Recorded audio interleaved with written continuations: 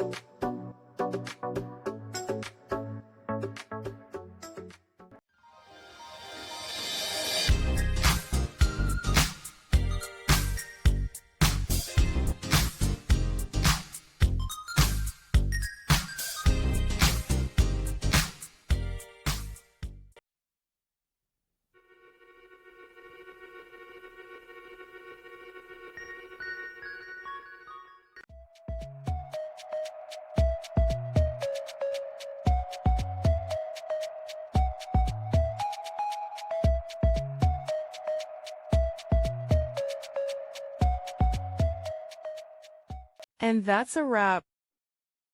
I hope you found the answer you were looking for. If you did, take a second to hit that subscribe button. It really helps out. And let me know in the comments which solution worked best for you. See you next time in the debug zone.